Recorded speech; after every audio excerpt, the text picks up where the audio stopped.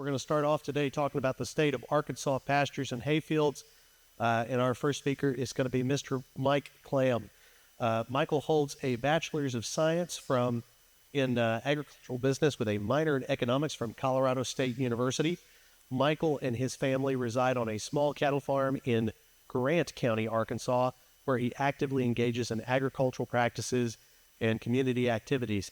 And he's going to give us a look at the state of our pastures and hayfields and kind of what we're looking to get into.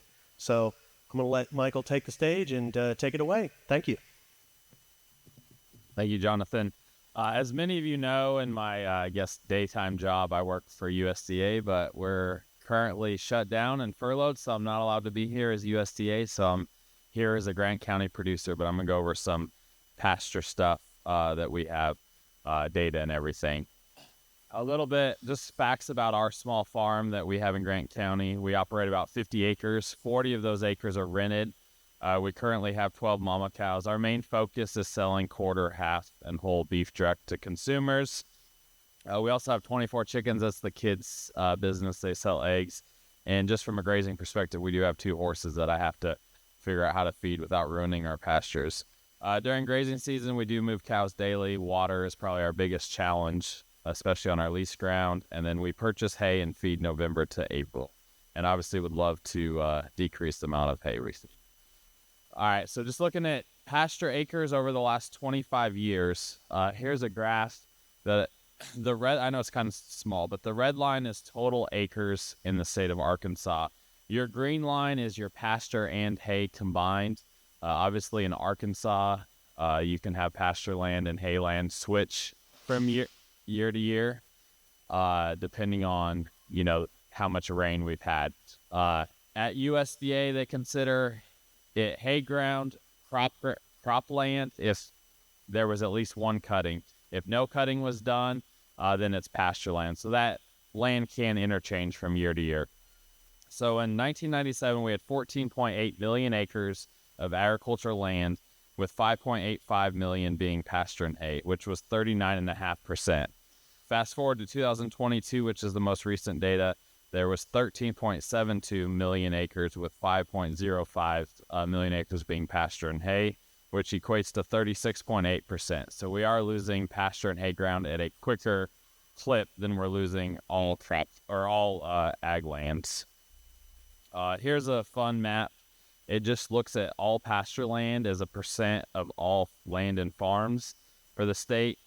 So obviously the further east you go, the more row crop land you have. So that's less than 15% being pasture, that really light tan.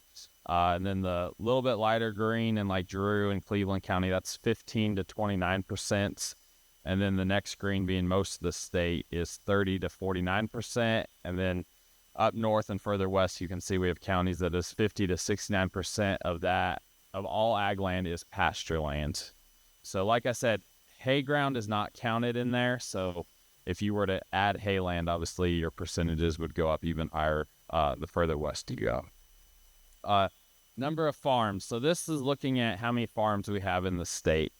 So your blue line is just your total number of farms. So in 1997, we had 49,433 farms. In 2022, we were down to 37,756 farms.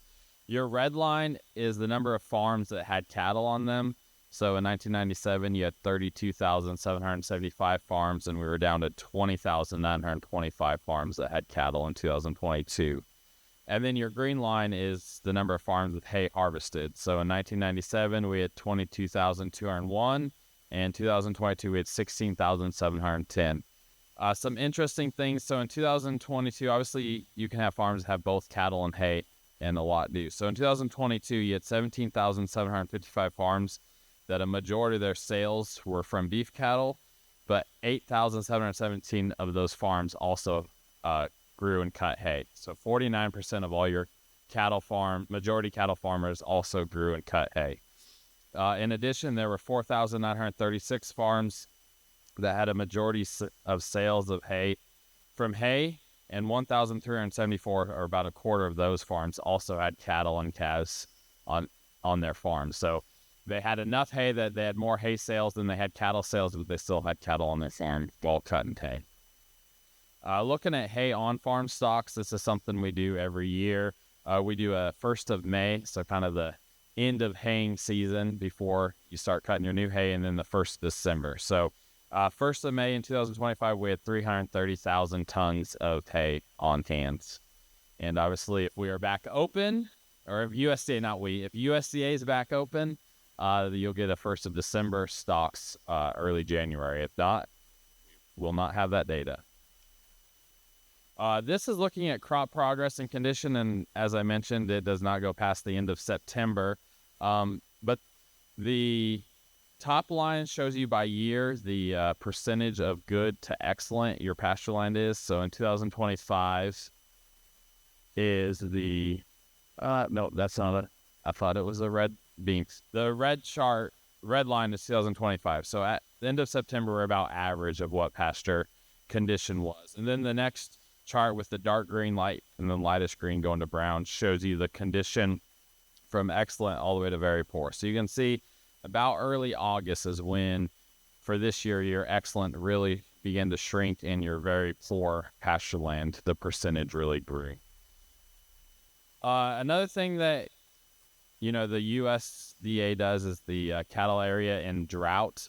So this is as of October 14th. So focusing on Arkansas, anything in the red is drought area. So you can see the eastern part of Arkansas and is in drought as of October 14, 2025. The interesting part is if we go back 1 year, you can see Arkansas was in drought in October.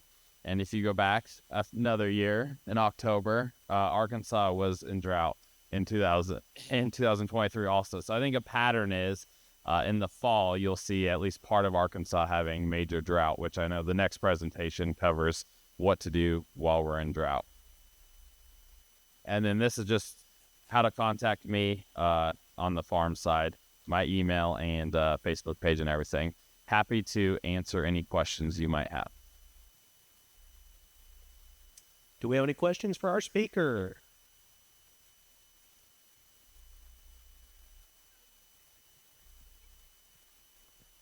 So, you said that we've been in a drought for the last 3 years in October. How far back does the data go? Have we always been in a drought in October? So you can go back. I did not go look at. You can go back and see the maps they're published every week, so you could go back. I assume folks have been in Arkansas longer than me can remember a wet October, but like I said, I went back the last 3 years and there was a drought each October. Not to spoil it, but our state grazing specialist, Jeremy Huff, who couldn't be with us here today, did go back 20 years. And for 18 of those years, somewhere in Arkansas has been a drought at some point in the fall. It's a real bugger in terms of building a good forage program. But yeah, especially when you have repeated fall drought. Further questions?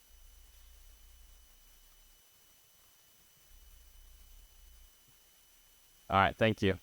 Thank you.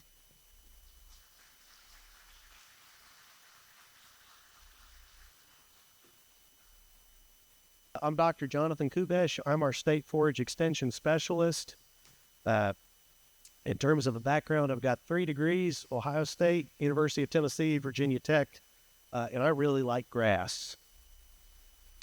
Nothing much exciting to that just to say, but a lot of what I've done in terms of my research background, a lot of the projects I've been on is trying to figure out novel solutions for emerging problems, like trying to work through things like repeated fall drought. So I guess with that introduction aside, I'm going to turn this mic off and I'm going to pivot over so I could be on the recording talk.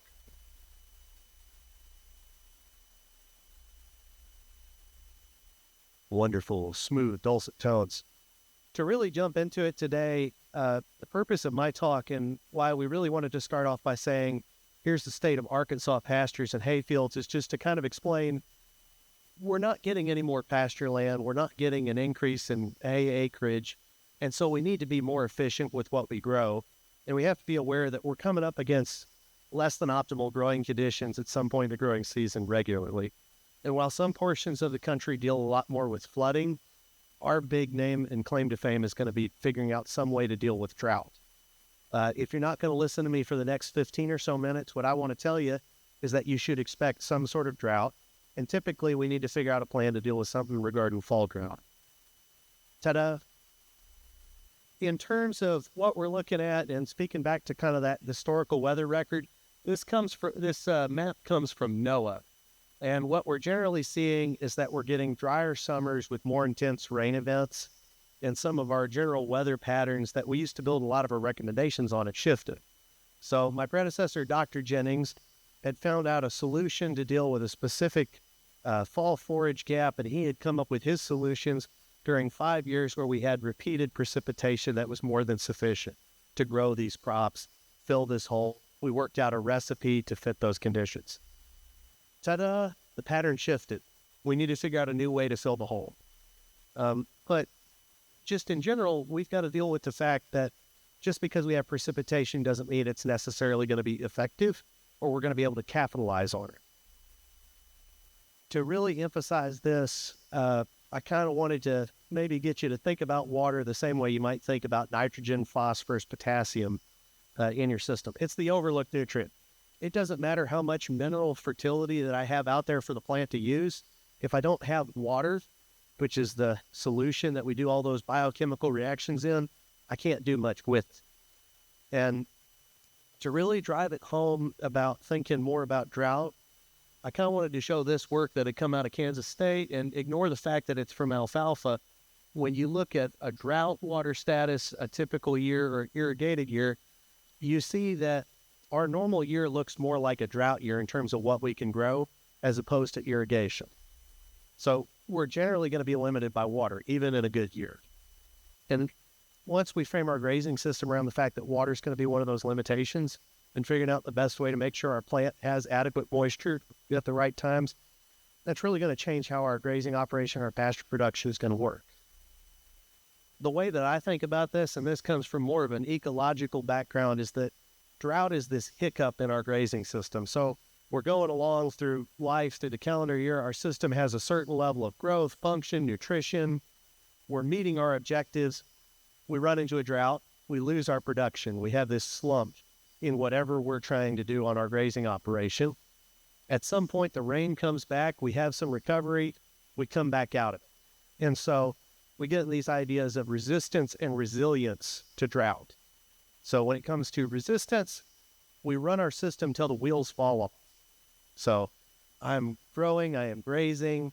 It's getting a little dry, but I am still maintaining my objectives. I am still feeding the animals. I still have enough grass ahead of the cow.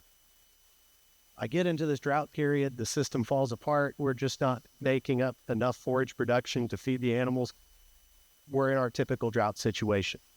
But ideally, we have a system that lasts as long as possible into that drought. On the other side, we've got resilience. Resilience just means when the rain comes, we're effectively able to get as much of the farm as possible back to typical production, if not improved, after our drought period. And so a lot of the times when you're talking to an agronomist like myself, I'm really worried about how do I make sure that the system gets into drought and goes as far as possible, and how do we get back up to speed on the other side of the drought. But as a livestock, we got to deal with that dip where what do we do and how do we make sure that that gap where we don't have sufficient forage, how do we fill that hole? Because the animal eats every day and does not care whether it's raining or it does not. Forage is a little bit more sensitive. In terms of resistance, this is the preventative measures, the things that we do on our operation to make sure that we're capable. And a big part of that looks like having some diversity in our operation. We have cool season pastures, we have warm season pastures. We have 2 to 3 options in each season of the year where if this is not the best year for that fescue, maybe we've got this alternative where we've got a little bit of ryegrass. If our Bermuda's not doing good, maybe we've got some Bahia acreage. If we don't have this annual working out, we have this annual working out. We're hedging our bets in space and time. So we've got different pastures, we've got different things that are going to be able to last at different periods, have different amounts of water use efficiency, et cetera, et cetera. Another thing, and this is going to be talked on a little bit further in our next topic section, is just growing good grass. I'm not going to speak out of turn about fertility or a weed control program, but just have a plan. And when we've got the precipitation to grow good grass, make sure we have a good fertility program. With weed control, the thing I want to touch on here is that a lot of our herbicide labels will not let you make an application in drought or encourage you not to make an application in drought. A lot of our herbicide chemistry will still stress out our desirable forage crops. And so we don't really want to spray them when they're already in the middle of drought stress.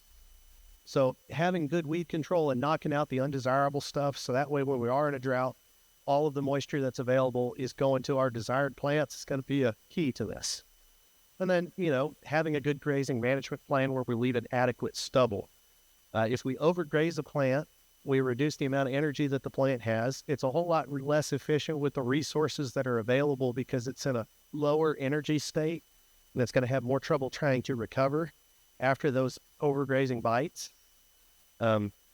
And then if we do come in a situation where we're trying to catch rain, it's not ready to take that moisture and make growth out of it. In terms of resilience, this really just looks like being able to make sure as much of the farm acreage as possible is able to capture the rain as it comes. And so, we're making sure that we're setting aside some of our weakest pastures. We're feeding on those.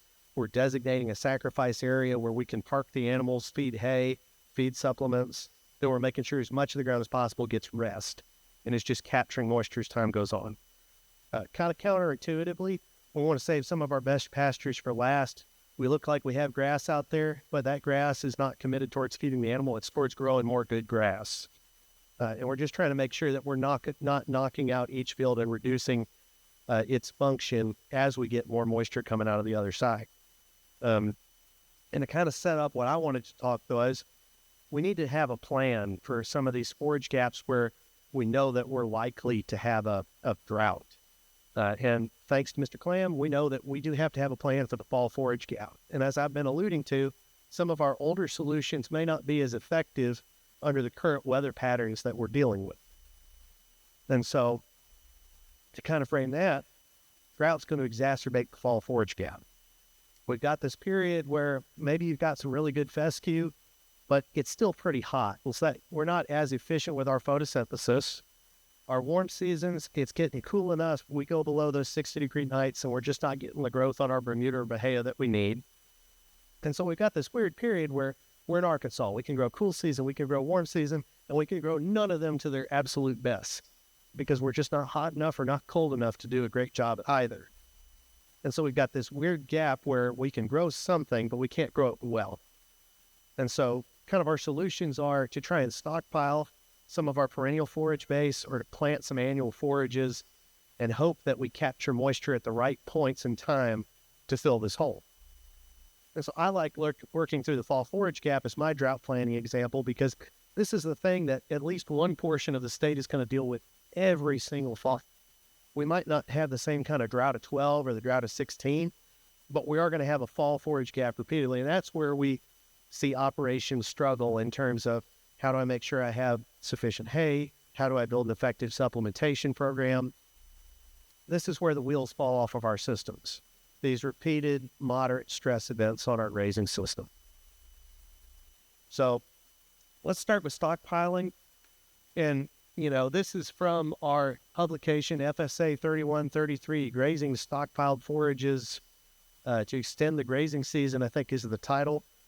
Kenny doesn't like numbers, but in terms of what we're doing with stockpiling is we're basically removing all of the old junk out of a field, grazing a little bit low, hopefully capturing enough rain, putting a little chaser fertility, 50 units of nitrogen, and just closing the animals out of this for about 60 to 75 days. So this is something that we might do late July, early August for our warm seasons. It's something that we're going to do around Labor Day for our cool seasons. And we just leave this aside, and we're basically going to let the cows take this as a standing hay harvest. The cow is going out to harvest this field for us. It's like we're leaving the third cut alone. In terms of how we use this, it's going to depend on whether it's a warm season or a cool season system. In terms of how much of the farm needs to be set aside for either of these options, going to depend. So if you're going to do warm season stockpiling, this is something that's going to fill that hole in October through December. In terms of our options, Bermuda, Bahia, Dallas grass is going to be kind of what we're looking to set aside. Please don't try to stockpile crabgrass. It's going to turn to mush through those freeze and thaw cycles. The animals are going to refuse it. For those of you in fescue country, there's been some really good reports about animals that are used to cool season stockpile, or some of those better cool season perennials might turn their nose up at a warm season stockpile.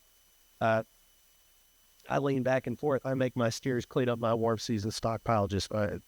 So in terms of a system, this is where we kind of get into planning for drought, which is we know what acres are going to do what things, which fields are going to go to what purpose. And I know nobody has a perfectly rectangular farm, but if you put half of the acreage in just typical grazing in the fall, this is where the cows are going while you're stockpiling. You graze them on that stockpile, say October, November, and you've planted a quarter of the acreage in a winter annual. This is kind of a good starting point of how to set aside your acreage and, like I've been saying, hedge your bets. These acres are going to be doing these things. Hopefully we catch rain for this. This is going to work for this. And we've got something to graze at each portion of our season. In terms of our cool season stockpile, I'm just going to park here on tall fescue. The ability to stockpile and graze tall fescue in this November to February period, our winter grazing that we can get on fescue, justifies every other headache we have to deal with for a lot of our fescue acreage. It's something that gives us the opportunity to have a very high quality, shelf stable forage. We grow it, we set it aside. Unlike those warm seasons, that freeze thaw doesn't really knock down the quality as quickly. And man, it looks pretty when you get out there and graze through it. In terms of the system, I think something that has kind of been a great excitement of this is that we have seen almost 100% fescue-based systems where all they had to do was stockpile a third of their acreage to get through some of this fall forage gap and fill this hole in their system. And so you can build these grazing systems that fit whatever the composition of your fields are. It's probably looking something like stockpiling needs to be a quarter or a third of your acreage each fall as part of your grazing system. Or we need to figure out ways to fill that hole. Now, something I kind of wanted to touch on really quick with my time was just to say that we have been looking at the university about native grass stockpiling because as we talk about drought tolerance, we've advertised some of these native grasses as a drought-tolerant forage option. For those of us more in fescue country, we're seeing a lot of interest in South Arkansas. These are things that can pull us through a fall drought, either by deep roots. They're more efficient with their water use than things like Bermuda grass, crabgrass. We can use these to fill the hole. And so we've been doing some work around the state at 3 locations where we either manage these native grasses like our existing recommendations, or we stockpiled these and did an initiation process like we would for Bermuda or Bahia. We use a different stubble height because they've got higher growing points, but just let's try and see if we can do a stockpile procedure. And so, in terms of this is our field at Batesville. This is one of our management units, this nice green strip where we clipped and initiated the stockpile. We shifted it more towards leaf. You can see our control is brown and stemmy. And as you go through this fall forage gap period, okay, just like our Bermuda or Bahia, it's all brown. It's not really like that fescue where it's shiny, it's pretty, but we seem to have a lot more leaf in that stockpiled portion than we do in the control. Go figure. You clip something to knock off the seed stalks, you're probably going to see more leaf. In terms of what we grew, in terms of this graph, that red bar is just all that reproductive stem that we left behind. And as you go through the freeze and thaw cycles between October, November, December, you watch all that material senesce. It basically dies back and it falls over, becomes litter. Our stockpile, go figure, you remove a bunch of material by cutting it. You don't have as much growth. But when you look at the nutritional value of that stockpile, we see an opportunity here where either alone or with a strategic supplementation plan, you might be able to carry some dry cows, perhaps some dry ewes or dry does. And so we've got something where we might have a stockpiling opportunity. We're collecting our second year of data now and trying to see what this might look like, but we are trying to expand the number of options here just to say that stockpiling might be a tool here. And like I'll just kind of briefly touch on, we can use some fall annuals, and if we get precipitation at the right points of the year, we might be able to fill this hole. Planting fall annuals for targeted grazing events in the fall, either using warm seasons or cool seasons, and I've got a copy of this poster back by our refreshments table. if you walk through it. This is what we figured out when we were getting those repeated wetter falls. And so if you get the moisture, it's great. But if you end up in a situation where you hit a fall drought, these can be really challenging to execute. Now, I will say for some of our work that we're doing where we're fall planting about mid-September with some oats, and we're coming back in and harvesting them in mid-December, it looks like we've got a recipe that still works. So I'm not trying to knock you away from these fall annuals. It's just understanding that these are going to be a lot riskier. And to kind of summarize that up, this is demonstrations from last year, actually up the road in Enola, where we had some grass where we were trying to do kind of end-of-season Bahia grass as opposed to doing some fall planted annuals. And you can see, being in a D2 drought, we lost 70% of our production or so when you look at that fall Bahia grass, which is more in line with the stockpile, as opposed to our fall annuals where we were really short of our production expectations. And this kind of makes sense. It takes a lot more moisture and effort to get a seed into a plant as it does to take an existing plant and just let that plant keep putting on perennial growth. And so I'm very partial to stockpiling because it's going to be a lot more drought resilient. An existing plant can catch rain, turn on, do something with it. And so, you know, when we talk about having a plan for fall drought, we try to put out resources regularly. And if you don't want to just listen to the plant guy, we have an integrated drought publication that most of the southern U.S. tries to pull from and copy off of with our MP 530, that picture on the right, where we talk about how to manage the herd, the flock, the horses in response to drought as well. So I'll open it up for comments, questions, or concerns, but when in doubt, plan for drought. Thank you. Any questions?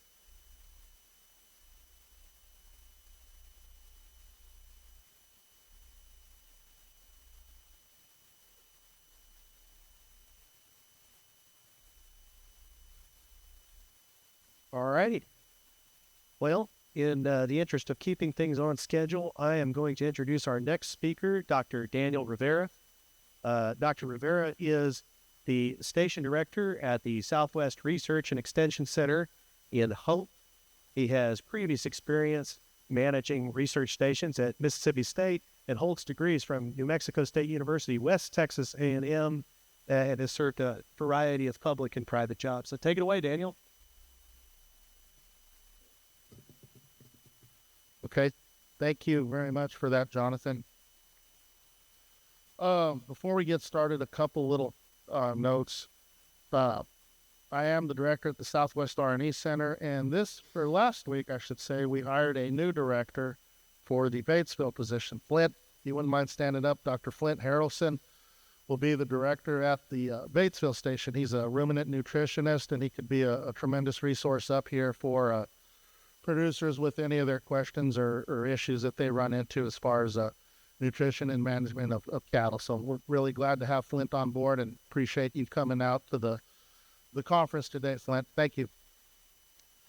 So, you know, Kenny talked to me back in the summer about giving this talk. And so one of the things that I thought of, you know, we get worried about drought. We start almost to a degree of freaking out because of drought. But the reality is managing things through drought is really nothing more than managing things like we would expect to or normally should manage our resources. So with regards to supplementation, you know, ideally in the perfect world, if we're doing our resources correctly, our cattle and our forages will either provide enough or be in excess of what those animals need. However, due to environmental issues, things coming up, problems, situations, we may have to supplement. Now, I don't like to look at supplement as a crutch. I look at it as a kind of way to get us through from point A to point B. And you always have to have a reason to supplement, in my opinion, when we start looking at supplement recommendations. So why would we supplement? You know, simply put, you supplement to make up any kind of deficiency, whether it's in protein, energy, forage biomass, things of that nature. So the reality is we need to understand where our deficiencies occur and try and fill in those holes, so to speak. And so this is the same thing that we tell you guys regardless of any type of program that we want to do. When somebody calls me up and wants a recommendation on a feed, or they have a question about a feed, This is step one. And even in a drought, this is step one. This is always going to be step one. Take a forage sample, take a hay sample, give us an idea of what we're working with. Because ultimately, what we're trying to do is we're trying to fill those gaps. And if we don't know where those gaps are, we're shooting in the dark. There's been many a time when a producer has called me, already had bought the feed, and then did the forage test, and come to find out the feed didn't match what he needed. So now they have to go and buy more feed. So when we're talking about inputs and costs of inputs, correct management of these inputs is paramount. And what we need to know, step two, is our animal requirements. And I try and keep this as simple as I can. I mean, we can really get into this and really delve into the weeds about these requirements, but the reality is let's keep it simple. And I tend to keep animals classified in about 3 or 4 little groups. And the nice thing about beef cattle is that they're dynamic. Their nutrient requirements are dynamic. They change, and we'll go into that here in greater detail. So the stocker animal, and this is a weaned calf, stocker calf, whatever you want to talk about, they have, typically we'll manage these animals with a greater protein and energy requirement in a normal situation. There is a minimum threshold for protein and energy, but the beautiful thing about these animals is that they can weather the storm in terms of a drought. If you've got some stocker cattle in a droughty situation, you can feed these guys the bare minimum, and then allow them to make up that gain with that compensatory pop that usually occurs when they put them out on grass or they get some adequate nutrition in there. So these guys are pretty flexible. You can move these guys around as you need to. So always keep that in mind. This is where it becomes problematic. The next 2 groups are going to be the issue. So the cow needs what she needs when she needs it. She doesn't care if we're in a drought or whether we're flush with grass. So the lactating animal is the one I worry about the most because that's when she has her greatest nutrient requirements. That dry cow, she's down here. She's an easy keeper, so to speak. You wean that calf. She's not producing any milk. She really has no nutrient requirements other than basic maintenance. But that lactating cow, that's where we have the issues. And unfortunately, especially in this part of the world where we're fall calving, if you hit a fall drought, you have that lactating cow needs in a situation where you don't have the groceries. And so that's when we start to need to really be cognizant of that. And the big joker, the problem one that I always see, or the one that people tend to forget about, but this is where I think a lot of losses are occurred, is with that replacement female. She just had that calf. She's still trying to grow. She's losing her teeth. And she's nursing that calf. So you have this poor animal that has nutrients getting pulled out of her through growth and through lactation, and she can't eat as much. On top of it, if we have her in a droughty situation, we've got a really tight area that we're trying to work on. So this is the one that I always encourage people. They tend to forget about these animals, but these are the ones that if you don't manage them correctly, you could have some massive culling numbers in the following year when they don't come back bred. The other issue with these calves or these cows is those calves that they have, because they may have been shortchanged in nutrients, those calves may not be performing the best. They may be a lot lighter than the contemporaries. They may have some health issues and a lot of other problems. So right here, these replacement females are where I think most producers need to focus on first, followed by the lactating cow. So I kind of graph these out as far as their nutrient needs. So the dry cows at the bottom left, the stocker calf, high producing stocker calves, the top right. This is why, when we talk about having a tight calving season, we talk about things like having a uniform crop to sell, having a load lot, or having a larger lot to take to the sale barn. And those are all great things to do. But from a nutritional management standpoint, I want to be able to supplement as effectively and as judiciously as I can.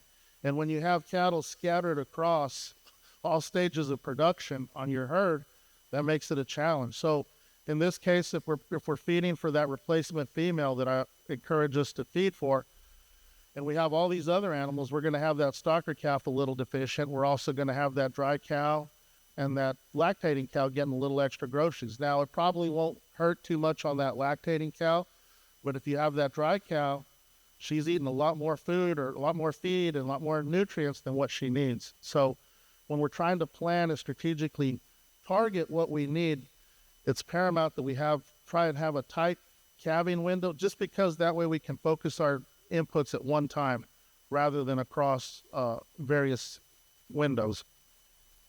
Again, if you try and feed that lactating cow only, you're feeding that dry cow. She's the freeloader. She's coming along for the ride, and then you're shorting that replacement female. So all of these are important, and that's why it's important to manage things either separately or as tight as you can. Either have that tight calving window and keep these replacement females on a different area where you can give them a little bit more without giving that extra to those that don't need it.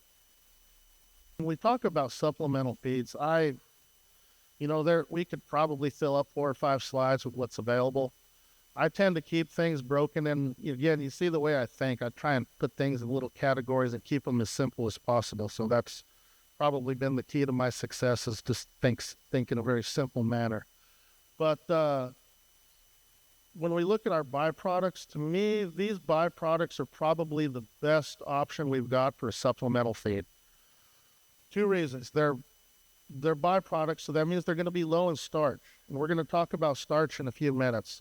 They're low in starch. They're usually higher in protein and higher in energy. Because of that low starch content that these byproduct feeds have, they typically, you're not going to really run the risk for acidosis that you might run with your feeding a high grain type supplement. Corn gluten, in my opinion, is probably the best all-around supplement that you can offer to your animals. It's high in protein, high in energy, kind of covers all the bases. Soy hulls are a good option. I like distillers grains, but caveat with distillers grains is that they have a high level of sulfur just through that ethanol manufacturing process. Therefore, if you're feeding distillers grains, I always recommend to be pretty careful with what you're feeding and the amount that you're feeding. So if you have a place that, you can weigh out what you're feeding and you have the option for distillers grains, that's great. If you're just kind of guesstimating it, I would probably lean towards something else other than distillers grains, just because of the potential issues that might occur with the sulfur content. Second group, these are just our grains, and these are where we have the high levels of starch. So these grains are high energy. That's what they typically use in finishing diets and feed yards, are these grains. But we can also supplement grain to our cows. Now, the only drawback to supplementing grain is that a ruminant, the grazing ruminant, its rumen environment is adapted to breaking down forages. There's a lot of bacteria and microbes in there that break down forages because that's how that animal derives its energy. When you introduce something like a grain into that diet, you start shifting that rumen environment, because the bugs that are required to break down starches are different than the ones that are required to break down forages. So if you start introducing grain, the rumen environment adapts, and it'll say, yeah, we need to break down this starch. So a lot more of those bugs will get produced that break down starch. The drawback is that takes away from the ones that are breaking down forage. So what happens is, while you get that bump in energy, that animal's not utilizing forage as well as it could.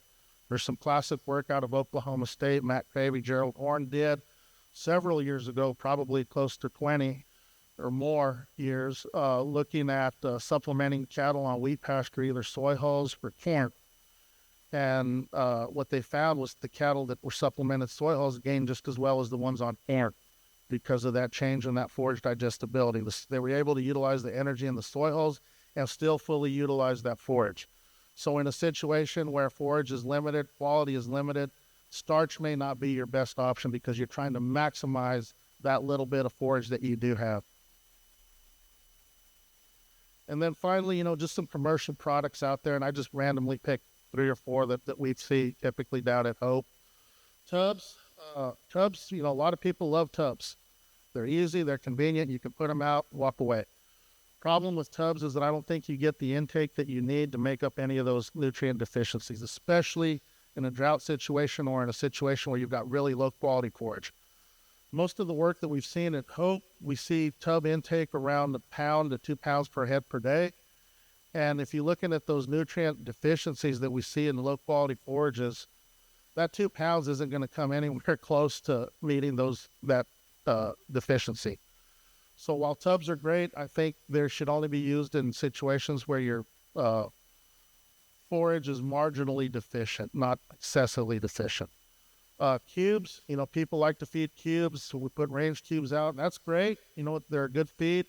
The problem is down here and in the Southeast, typically energy is going to be our first limiting nutrient, not protein.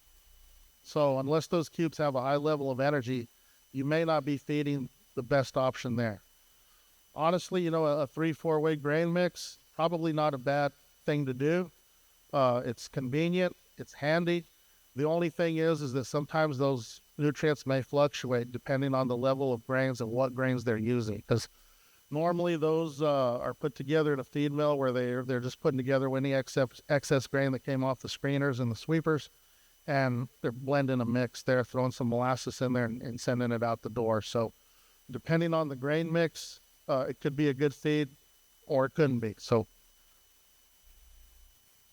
the other option, when we start looking at how to do this, it's pretty easy mathematically. There's energy values for corn. We know the energy requirements for that cow. We can get away, if we're just trying to maintain that animal, with about 12 pounds of corn gluten feed per head per day. A little bit of forage, corn gluten feed, 13 pounds of soy hulls.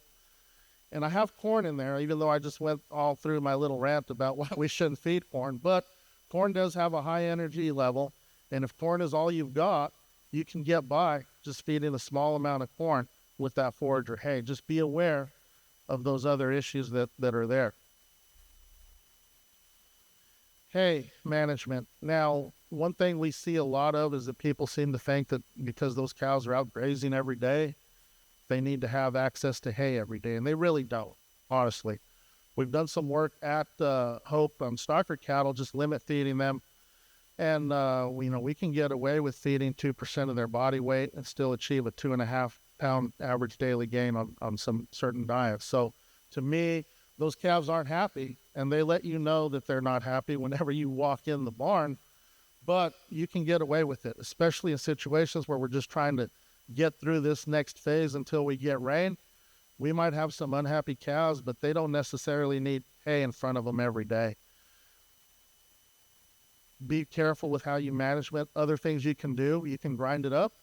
If you have access to a tub grinder, grind it up and then limit feed it. Limit it 2% of their body weight per head per day. Again, they're not going to be happy with you, but that's one way to carefully manage the resources that we've got.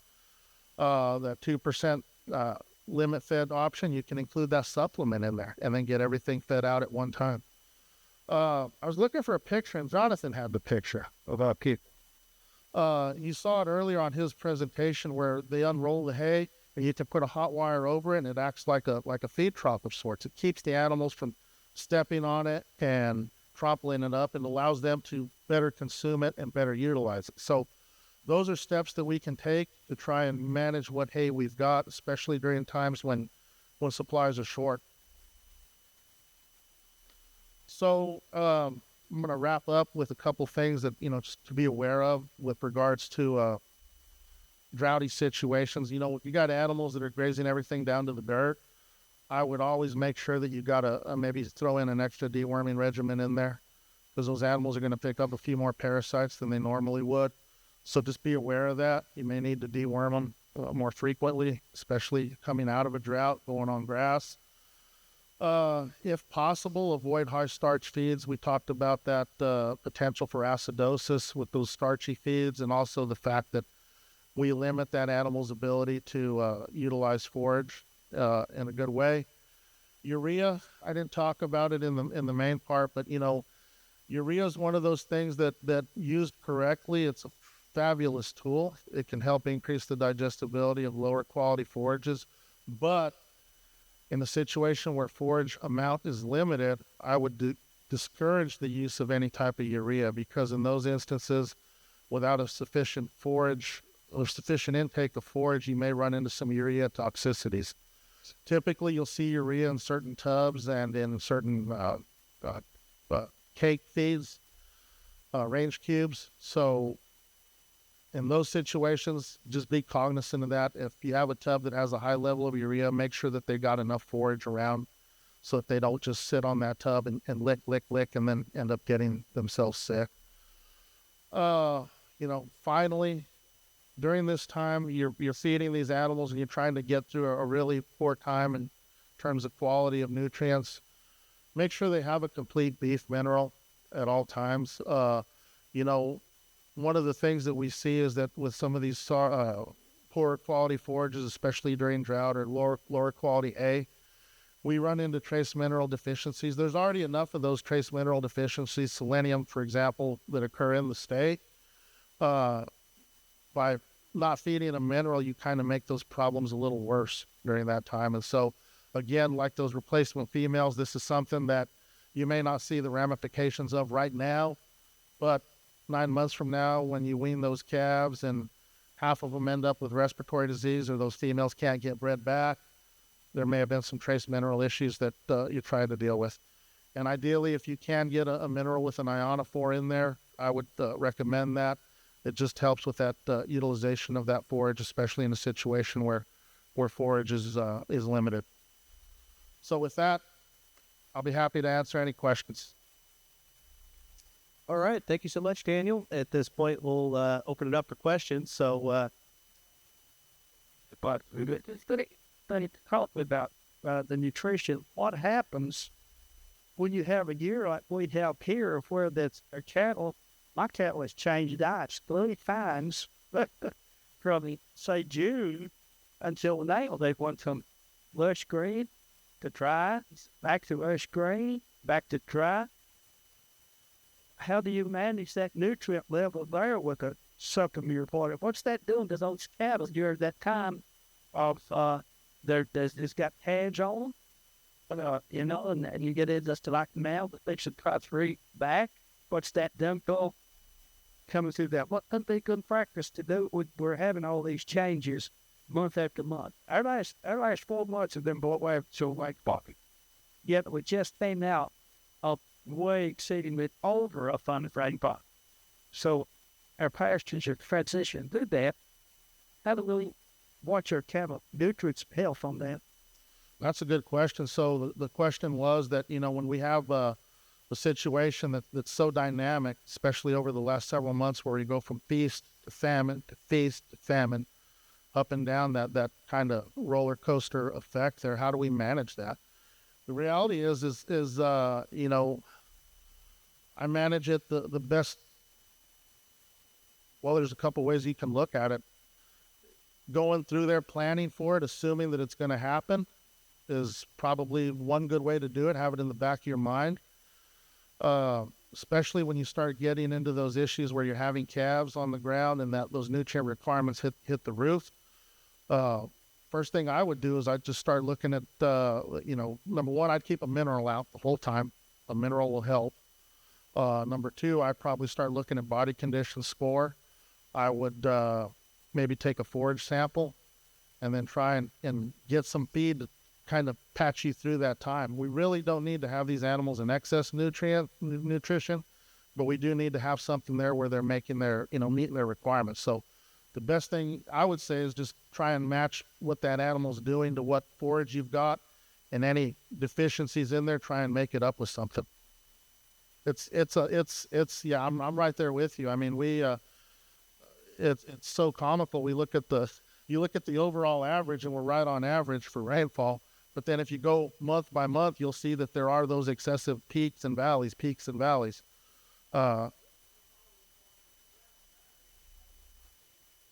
Yeah, it is. It pretty much is. And the problem with a lot of guys, especially in this part of the world with fall calvers, this is when you need the nutrients the most, right about now, last couple months, actually. So, again, just plan accordingly, assume that that's probably going to happen, and just have that in the back of your mind that that's the best way you can manage that.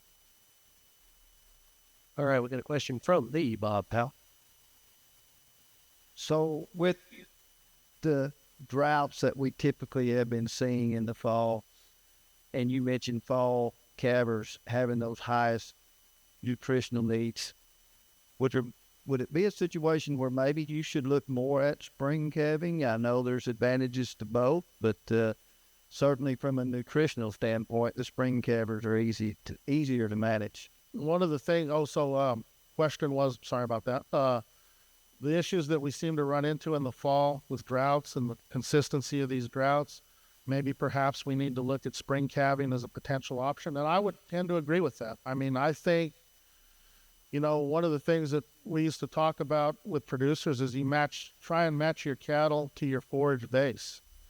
And I think understanding the peaks and valleys of your forage base are paramount to managing your cattle, because those cows in the cow-calf operation are going to have those peaks and valleys. They're going to have times when they need the most nutrients, and then there's going to have times when they have the least. For example, I mean, we calve in the spring at Southwest, because typically in the fall it gets dry down there. That Bermuda grass doesn't look the best. And in the spring, we can turn them out on annual ryegrass as our supplemental feed. So that's how we've managed it. Now, I'm not saying everybody needs to do that, but I'm saying that you probably need to take a hard look as to what your inputs are costing you each year, and that may be a solution. Yeah. But then that whole other thing with marketing and other things come into play with that. So, I mean, those fall calvers usually end up with the better market, to be honest with you. Yeah, question. I've spring calves. I've got stockpiles, rhodogress and Dallas grass, and it's not very good stockpiles. But I cleaned my calves about a month ago, and I'm trying to give them about 2 pounds of distiller's grain a day. The calves? The cows. Oh, the comfort. We don't try to get them back in shape, and they're not in bad shape. Is that you better distiller's grain today? While go with some stockpiles, is that going to be? Well, dry cow. Shin from the hip, I would say yes, no, maybe. Have you taken a forage test to see what that stockpile looks like? I'm sure it's not very good. Well, honestly, I mean, we weaned about 2 weeks ago now, I think. Yeah, 2 weeks ago. We've got our cows on stockpile, Bermuda grass, and that's what they're getting by on now. We typically don't put any supplement out on them until honestly around November, Christmas time, and that's more for the ease of the employees than what the cow needs. So I think, number one, 2 pounds a day, that's probably a good supplementation rate, I would say. Just shooting from the hip with really sorry, and I'm assuming really sorry stockpile, because that's just how I tend to figure, always think of the worst case scenario. But I think, ideally, if you could get a forage sample on that stockpile, that gives you a lot more indicator where you need to be. Shit, you may be able to get away with 1 pound per head per day. So, and that just helps you save on your inputs. That $20 forage test pays a lot more in dividends later on. Another thing about that, the source grain, our soil around here is not high in salt, and so we typically get by with they more source grain like that. Like out west, they have a high density and the sulfur content in their soil. The rule of thumb, and in the water. The rule of thumb that I will typically use is that you look at that cow, she eats 2.5% of her body weight, so whatever that be, 30 pounds on a 1,400 pound cow. I don't want a third of that to be. You can go up to about a third of that total diet as distiller grains. After that, it doesn't matter what your soil is or what your water is. You're going to run into toxicity issues with the sulfur. All right, I got one more question over here. Okay, one thing I will say, I think that you would agree that if you're going to start feeding distillers, you need to feed distillers and not switch back to corn and then the soy hulls back and forth, supplementing them. Then would you comment on rice bran? I know from here north and east, we have rice bran available at a really good price. So, the energy content of all those feeds is different. So you can't switch. The problem is you're going to have to switch the amount. So if you're feeding 5 pounds of distillers and you decide to feed soy hulls, you may need to feed 7 or 8 pounds of soy hulls. So keep that in mind. Most of those byproducts aren't going to cause as much issues as a corn will. So corn to byproduct and back and forth, there you may have some issues. But rice bran, I didn't even think of that one because we don't ever see that down there. But that's an excellent feed stuff. The rice bran's a really good energy source. It's going to be adequate in protein. So if protein's an issue, it may not be the best feed for you. Again, another caveat with rice bran, about 25% of that animal's total diet, simply because of the level of fat in rice bran. There's a lot of fat in there, which gives it that energy, which makes it a great supplement if you're feeding small amounts, but if you're feeding 15 or 20 pounds per head, then that's probably a little excessive. Daniel, if you'll humor me, I've got a question about crop stubble because we've been getting some questions about crop stubble.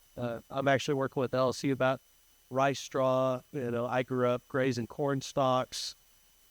Any opinions on any crop stubbles? What are we going to need to complement any of those?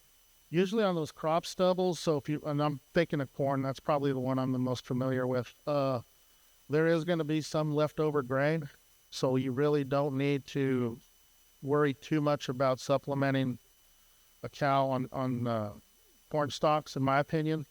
One of those situations where we talked about urea, maybe a urea tub. Urea will help break down some of that lower digestibility of the crop residue there. So in those situations, maybe something like that, and mostly just from the standpoint of getting a little bit of extra protein into that animal and helping break down those lower quality stubble residue. You really got to watch the nitrates in corn stubble. Yeah. I mean, back in several years that we've had droughts in the fall, I have checked lots of corn stalks, extremely high nitrates. And as far as rice straw, we bale a lot of it, but it's usually going to run in the 5 to 6% protein and below 50 TDN. So you're going to have to put 4 to 5 pounds of some supplement with it.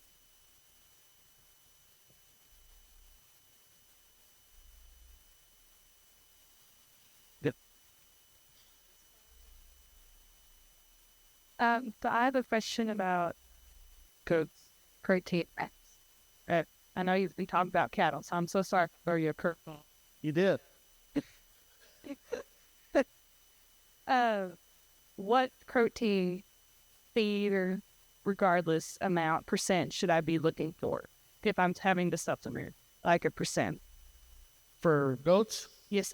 What stage of production? They're not doing anything. I guess dry, maybe adults. Dry adults. Most of the commercial feeds that you're going to get are going to be probably going to be in excess of what they need. Okay. A dry goat, I'm guessing, as I can remember, 8 to 10. It's pretty similar to a cow, 8 to 10% crude protein because she's already grown up. She's not producing any milk. So, again, look at that forage test, and that should tell you more than what you need to know. Honestly, most of our forages, if they've been managed somewhat correctly, are going to be in excess of that for a dry animal. And then I have one more question. Yes. So I'm new to this idea of protein tubs. I know that they have mineral vitamins in them. Do you still need to offer a vitamin mineral supplement, cow, goat, sheep, if you're feeding a protein tub? It depends on the tub. So, and the only thing I would do is look at the label on the tub. Okay. If it's a completely fortified tub and you've got calcium, phosphorus, zinc, copper, manganese, the whole 9 yards in there, selenium, iodine, and there are some tubs that are like that. You probably don't need to feed a supplemental mineral, but a lot of times, a lot of our protein tubs are just, maybe some protein energy, maybe a little bit of calcium, phosphorus, magnesium, and that's it. To me, the minerals that are the most important, especially the ones that end up bite you in the butt, 9 months from now, are the trace minerals where you end up with those deficiencies. So I would look at the label on those tubs, and if it's providing a good level of trace minerals, then I wouldn't worry about feeding them this mineral. I was just curious because I was like, I saw that you're kind of not suggesting protein tubs, and I was wondering how does that affect your loose feeding. So thank you. Yeah, I mean, the only reason with the protein tubs is we have seen at Hope that animals, those tubs work pretty well as far as a limit feed. You're getting about 2 pounds of intake per head per day at most, 2.5 maybe. And if you're in a really deficient situation, that 2.5 pounds of a 20% protein feed isn't going to make up that shortfall.